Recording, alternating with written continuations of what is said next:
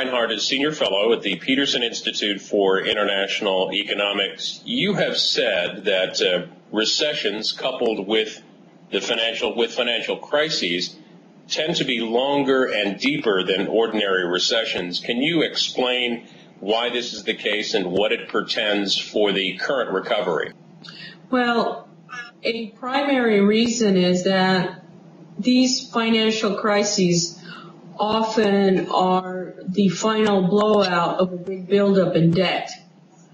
And so unwinding those private debts it's not rapid, and it also damps down household demand.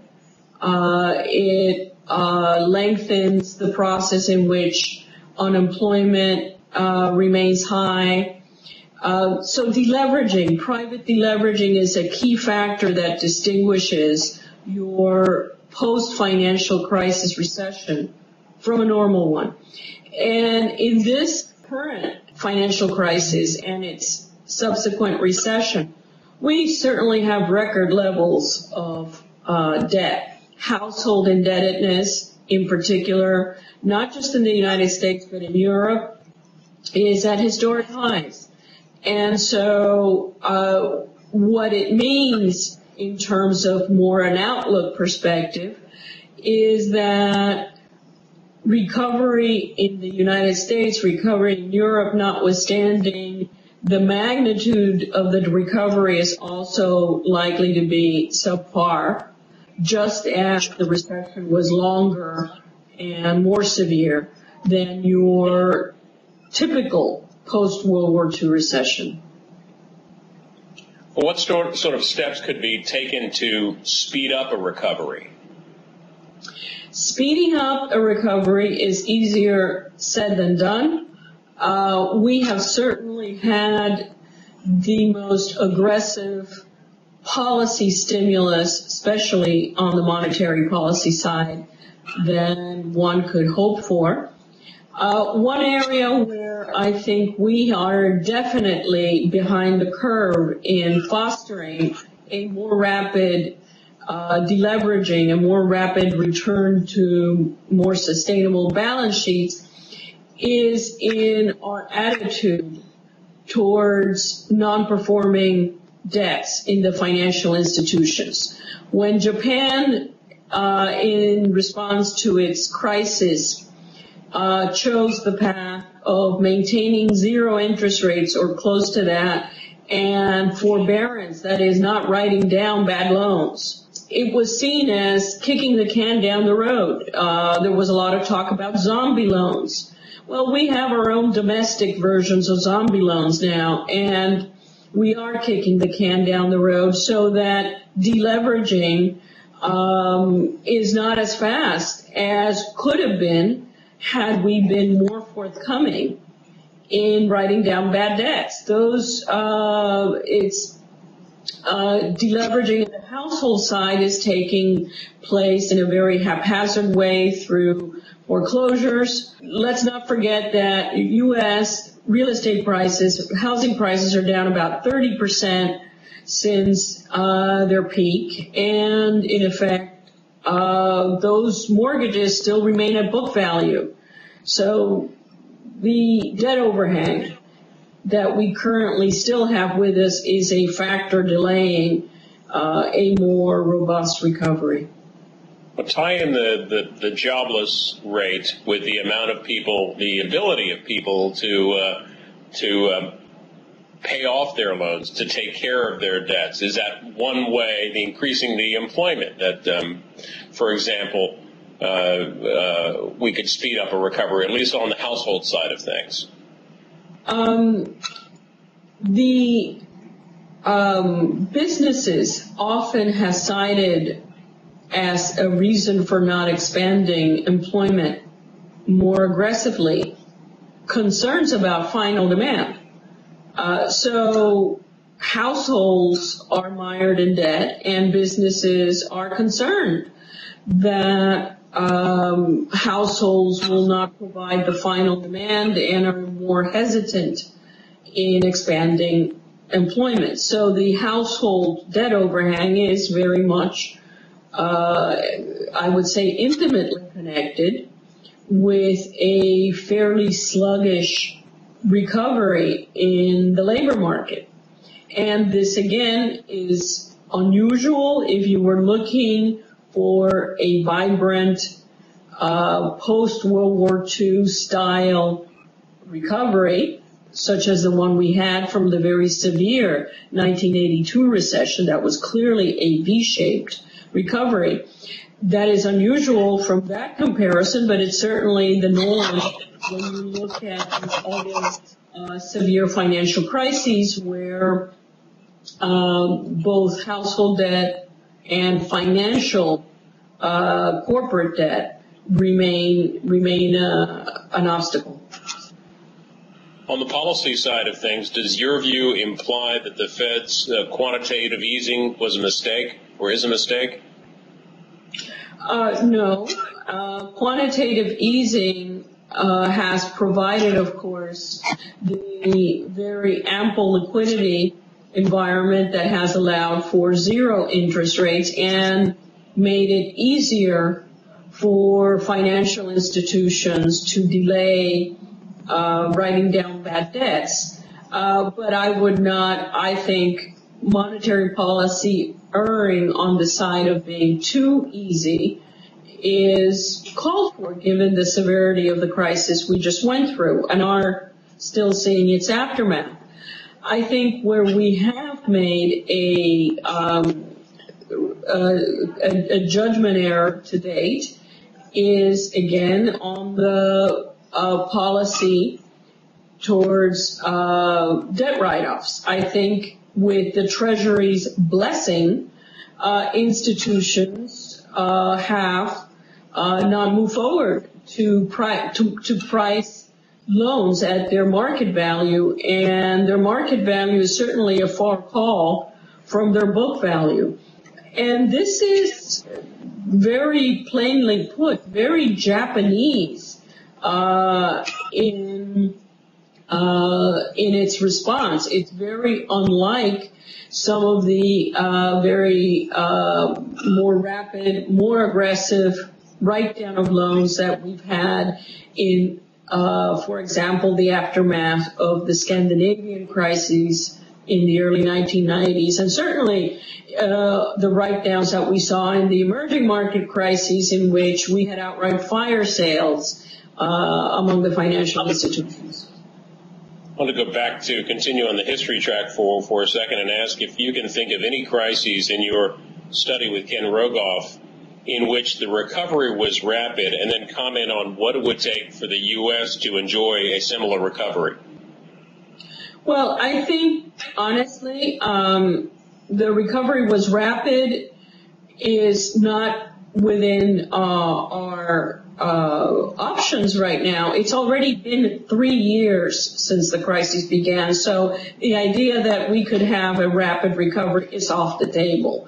It might have been on the table in 2007, but not in 2011. Now, going forward from here, I think that a more rapid recovery would also have been helped by conditions that were to some degree outside our control.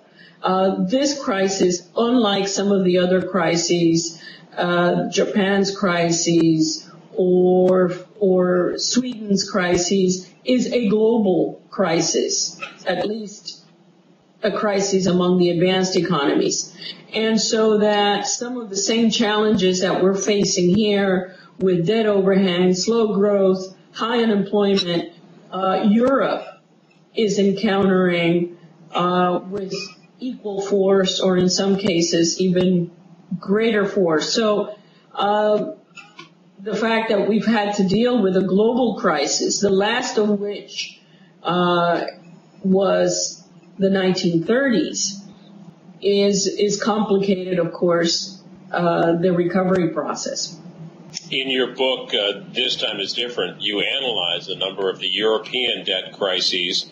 European authorities have been talking about letting creditors take losses in the future, but isn't that a bit late? Is a lesson from your book that it is inevitable that creditors, especially Ireland and Greece, are going to have to take some hits this time around? I think it's a reasonable expectation that, look, debt sustainability exercises are not particularly complicated or esoteric. It involves knowing what your debt to GDP is, making some assumptions about growth in the medium term and interest rates and primary surpluses. That's it. It would take very high levels of growth that do not appear realistic to think that Ireland or Greece or Portugal could get by without some form of restructuring.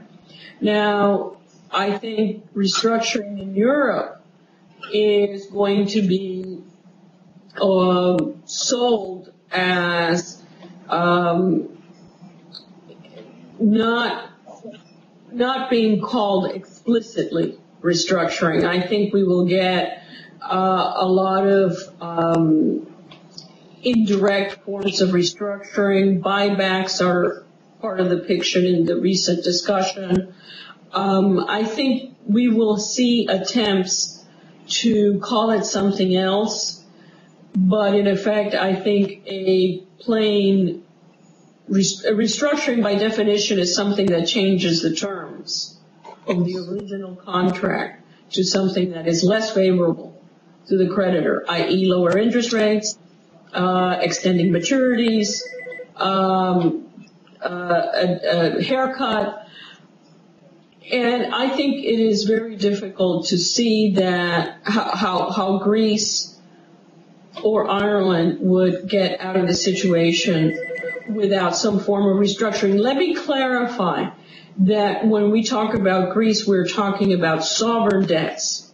When we're talking about Ireland at this stage, its restructuring would be predominantly of its bank debts, not necessarily its sovereign debt at this stage. One more follow-up question for you, and back to the U.S. for this, and involves restructuring.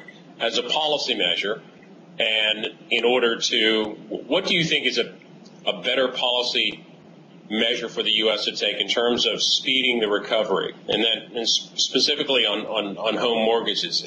Should it be a priority for us to get creditors to write off bad loans, or to restructure or renegotiate those mortgages? Well, it's a combination. I mean, some of those mortgages would essentially need to be written off. There's a real solvency question, which restructuring is a partial default, not a full default. So restructuring will be the route in some cases where there is still substantive equity in the loan. But there are, of course, loans that were made, especially towards the tail end of the real estate frenzy, which are plain insolvent and must be written down. And I would highlight that those steps would hasten the healing of both the balance sheets of the financial industry as well as households. But let us also not forget the big picture that once you get into a very severe financial crisis such as this one, there are no silver bullets to simply shrug it off. Debt overhangs take a long time, and one debt overhang that we have looming ahead of us is the public debt overhang, not just at the federal level, but at the state and local government level as well. And the solutions to that are really not even on the table at this stage. The idea that we need to tighten our belts fiscally is discussed, but is not yet shaped into any concrete policy action. So we will have, in my expectation, debt overhangs with us as a big economic policy challenge for some time, both private debts and public debts. Carmen Reinhart, thank you very much. Actually, I had one quick question because you sort of piqued my interest with that. In terms of debt, you talked about the public debt a little bit there. What does this crisis say? What might it say about the future of debt as an investment instrument, and the future of personal household debt? Well, one point that I'd like to make in that connection is that before this crisis, the risks of real estate related debts were significantly underestimated. I think the risks of sovereign debt at present, and that includes the United States, are severely underrated. And what does that mean? It means that in the period ahead, I would envision lower negative rates of return on government debt as very much part of the resolution of these high debt levels. Specifically, if you look at the period right after World War II, we had a huge stock of government debt owing to the war, as did the UK, as did many other advanced economies. And we had a period in which, from the investor's vantage point, from the pension fund's vantage point, those rates of return on government debts were negative. The combination of low nominal interest rates and a steady dose of moderate but steady inflation produced very negative, consistently negative real interest rates over a good course of the 50s and 60s. And I think I would be inclined to believe that more of that may be in store in the years ahead. Well, thank you so much. I really appreciate it. Could have spent more time, but I really appreciate you technically making this happen for us, and I'm sure Jerry will be much in your debt as well. Pardon the pun. Thank you for having me.